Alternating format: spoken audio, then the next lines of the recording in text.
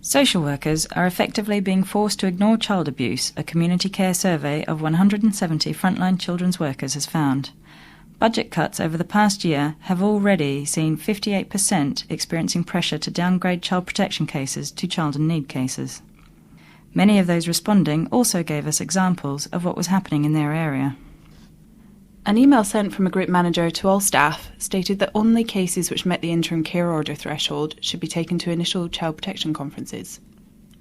There's pressure by team managers on conference chairs to end child protection plans, so cases can be closed.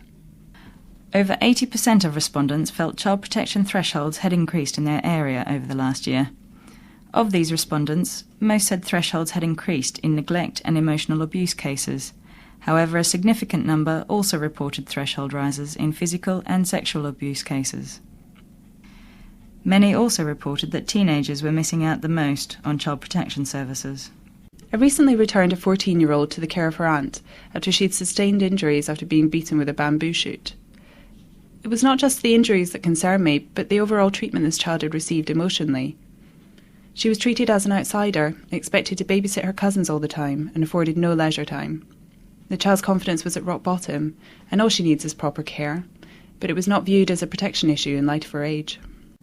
Of those who had experienced pressure to reclassify cases, almost 2/3 said they were scared by the level of risk they were carrying in such cases. Overall, 88% said budget cuts in their area were putting vulnerable children at risk. A lot of agencies that could help support a child stay with its birth family are being cut back, such as counselling and group work. This leaves social workers isolated and managing an even higher risk.